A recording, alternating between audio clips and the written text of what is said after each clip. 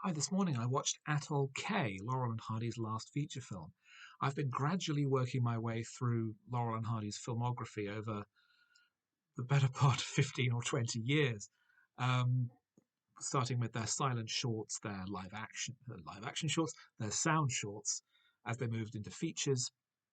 And by the end of the 1930s, had transitioned it completely into features, left Hal Roach Studios, and joined with 20th Century Fox, for which they made six extremely weak films, slipping off to make two other films for other producers, I think for MGM. And then, after 1945, taking a long 6 year break and finally returning with their last film, Atoll K, also released as Utopia or Robinson Crusoeland in 1951. It was an extremely uh, arduous production. It took a year to film.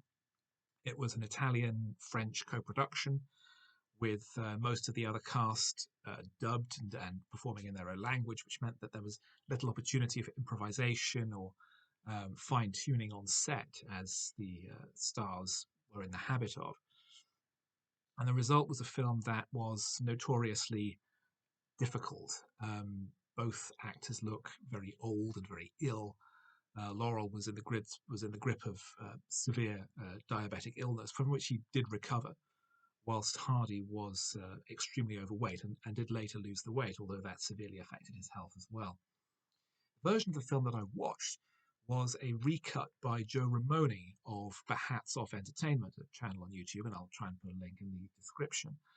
And it trims down the film massively. The longest cut of the film, currently available on Blu-ray from the BFI, runs an hour and 38 minutes, and I think it is by some margin the longest Laurel and Hardy film. Ramoni's version cuts it down to about an hour and 14. A quarter of the running time is gone.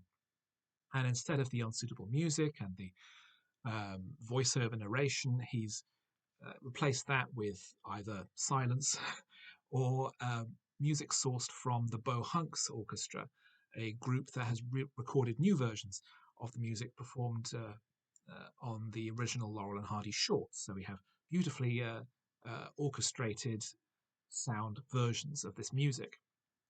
And that lends the film a much needed level of authenticity. It much more feels like a Laurel and Hardy picture. The actual story is very much in their standard style. Stan inherits an island and a small yacht after the death of a distant uncle, and he and Ollie set off to establish their new desert island utopia, accompanied by a Italian chef who's thrown off a cruise liner and a French stonemason who helps them build their new living quarters. And after a while, they're joined by a woman who is set adrift by her controlling fiance, and they just develop a wonderful new island and soon develop their own country. But when Ollie decides that they shouldn't have any laws and it's a complete free for all, they attract uh, immigrants from all over the world. The place becomes chaotic, and the discovery of uranium goes even further. There's a great deal of humour here. There's a great deal of classic Laurel and Hardy material. There's a great string of visual gags all the way through. It is a shame to see Laurel and Hardy looking so old and ill, but there is some comfort that they would both, to a degree, recover their health after the film was made, and it was largely because the production was so arduous and took so much out of them that they look in the shape that they are. But that spark of humour is still there. Ramoni's recut is, I think, a very strong piece of late work. It is certainly an improvement on their films of 20th Century Fox, which are all terrible. It's as good as some of their weaker Hal Roach features. And given that Atoll K is generally regarded as a disaster, I think that's high praise for Ramoni, who's really managed to turn a sow's ear into a silk purse. At an hour and 14 minutes, it breezes by. It has a nice, strong story. The dubbing is actually very good for the most part. The sound mixing with the new music, I think, works very well. And it's very sympathetic to Laurel and Hardy themselves. The characters feel their true, authentic selves. It feels like a classic Laurel and Hardy movie, albeit one made under different and difficult circumstances later on. If you haven't seen the film before, and I hadn't, then I think this might be the best way to watch it. Um, the material that was cut is largely unrelated material with other subplots or non-Laurel and Hardy sequences.